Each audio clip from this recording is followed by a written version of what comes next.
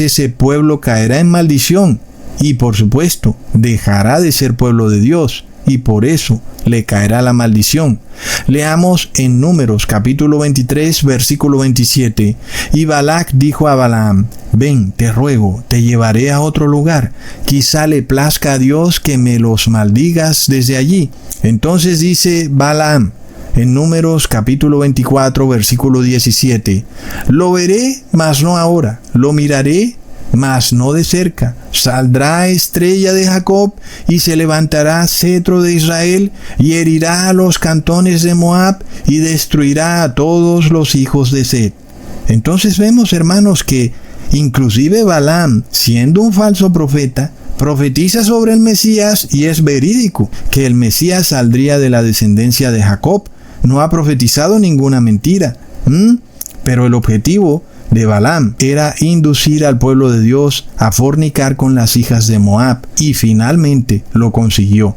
Leamos en Números capítulo 25 versículo 1 al 4. Y reposó Israel en Sittim, y el pueblo empezó a fornicar con las hijas de Moab, las cuales llamaron al pueblo a los sacrificios de sus dioses. Y el pueblo comió y se inclinó a sus dioses. Y al acercarse Israel a Baal Peor, el furor del Señor se encendió contra Israel.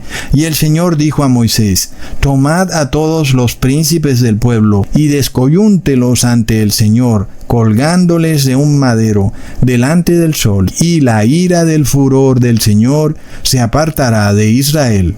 Hermanos, ¿no es curioso que justo después de las 3 bendiciones de Balaam, el pueblo de Israel cayó en maldición? Porque debía ser todo lo contrario. Pero resulta que después de que Balac le pide a Balaam que maldiga al pueblo de Dios, Balaam al contrario lo bendice 3 veces, pero luego el pueblo de Dios cae en maldición. ¿Por qué? ¿No será porque el pueblo de Israel pensó: oh, nadie puede maldecirnos, porque estamos todos bajo la gracia, y porque toda maldición será transformada en bendición, y por eso vamos a hacer lo que nos dé la gana, y ahora vamos a comer y a beber, y vamos a violar la ley de Dios, porque no estamos bajo la ley? ¿Lo vemos, hermanos?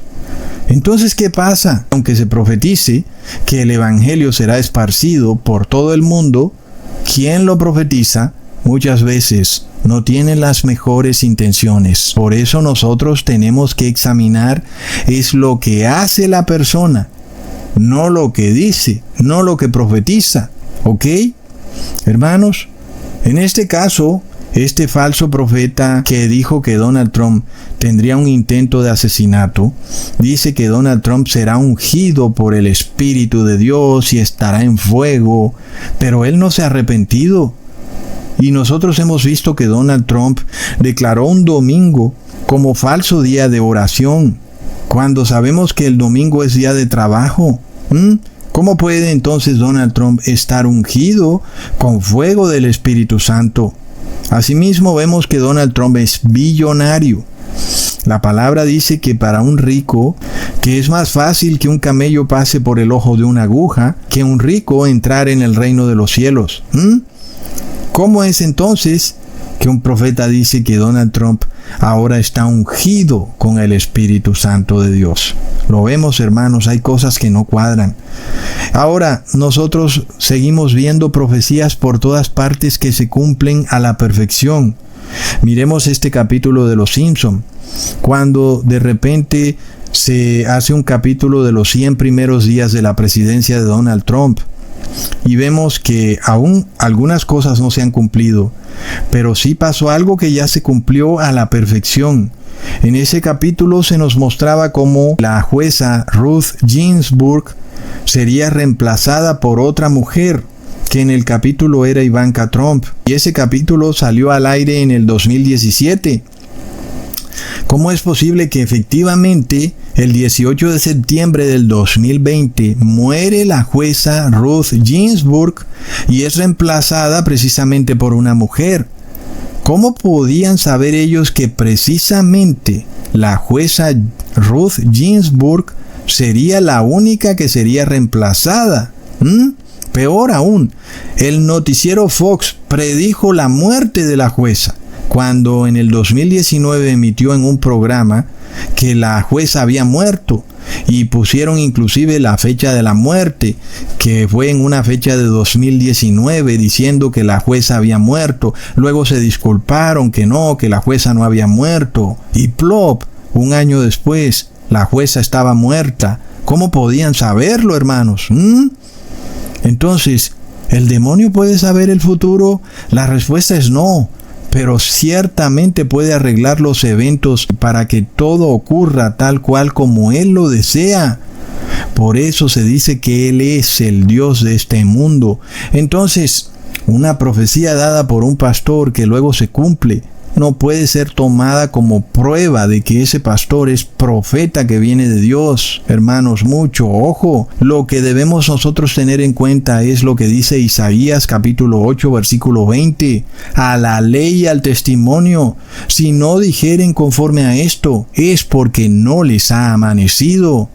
Y si el profeta no hablare conforme a la ley y al testimonio, pues no tiene luz. Y vemos que este pastor está en oscuridad, aunque profetizó al pie de la letra, como ocurrió el intento de asesinato de Donald Trump. Pero luego nos dice que él va a ser presidente porque está ungido por el Espíritu Santo. No, hermanos, porque eso es una teocracia. Y sabemos que no es una forma de gobierno aprobada por Dios. Miremos, hermanos, cómo en la serie de Handmaid's Tale, los altos poderes del gobierno se dan cuenta de que su país va al colapso total. Ellos lo saben mejor que nadie. No hay niños, las mujeres no están engendrando y la mayoría de mujeres son infértiles, y más que eso tienen un problema. Las familias poderosas tampoco están engendrando, sus esposas son infértiles. Uno pudiera pensar, bueno, es que obviamente son infértiles porque muchas de sus esposas son realmente hombres, pero el caso es que aún ellos buscaban en otras mujeres que engendraran, y ahora resulta que también son infértiles. El caso es que ellos en la serie de Handmaid's Tale recurren al gobierno teocrático precisamente para tratar de restaurar a la nación, declarando como ilegal toda forma de anticonceptivo, toda forma abortiva, la fertilización in vitro, todo lo que no sea natural en lo que tiene que ver con la fertilización de un bebé es totalmente ilegal. Por supuesto que entonces esas mujeres que son fértiles son esclavizadas por el Estado. Las mujeres que sí pueden dar fruto son esclavizadas por mujeres que no dan fruto. Y eso nos representa también a una iglesia que no da fruto, que es la Iglesia Católica. Por eso ella necesita el poder del Estado, porque es una iglesia infértil y no da fruto.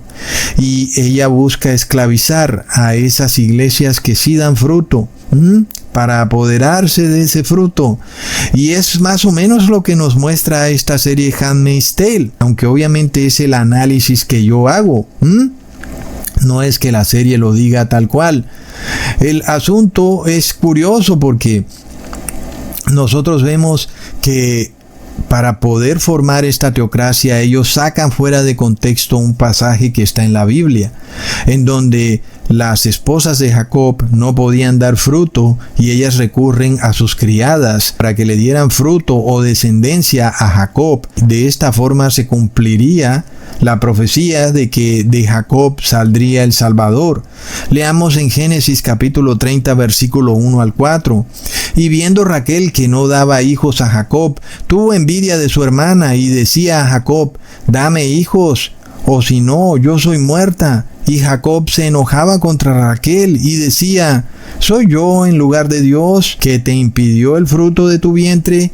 Y ella dijo: he aquí mi sierva Bilha, entra a ella, y ella dará a luz sobre mis rodillas, y yo también tendré hijos de ella. Así le dio a Bilha, su sierva, por mujer, y Jacob entró en ella.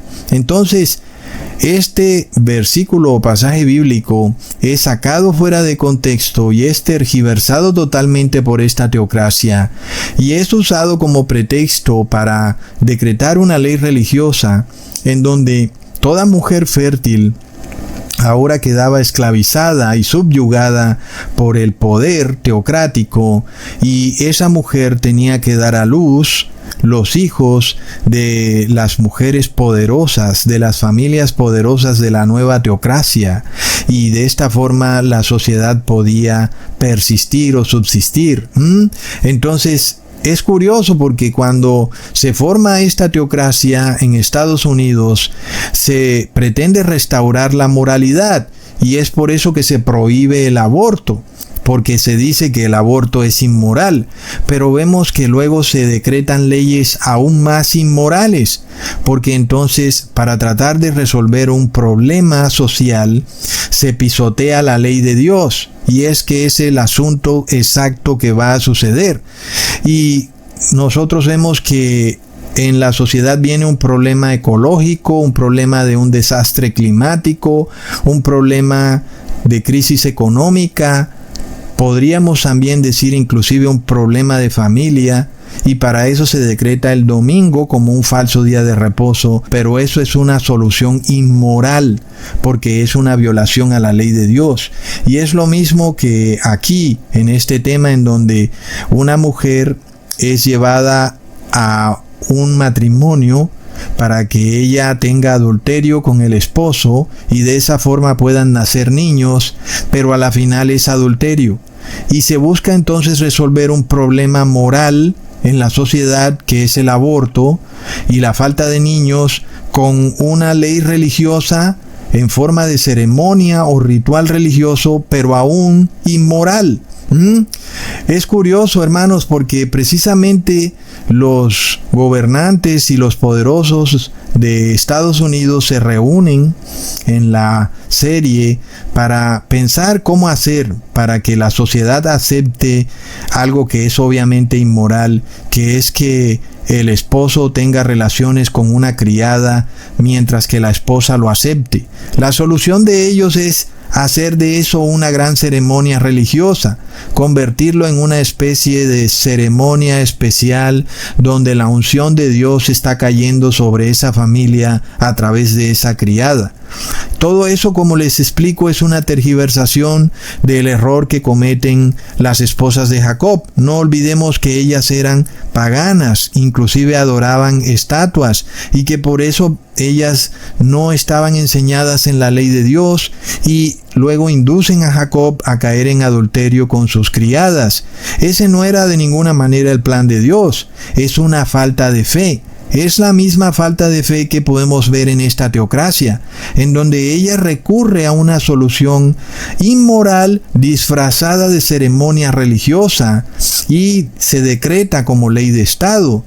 Las mujeres que eran fértiles estaban totalmente subyugadas a volverse esclavas de el esposo para poder concebir hijos, y de esa manera la esposa infértil podía tener hijos. Es algo totalmente inmoral, pero si la criada no lo hacía, la enviaban a campos de concentración, y eso es lo que se aproxima, una teocracia que pretende resolver un problema moral en la sociedad usando ceremonias religiosas que van a disfrazar la inmoralidad de la sociedad. Por eso yo he llamado a esta teocracia la teocracia moralmente inmoral, porque violar el día de reposo es inmoral.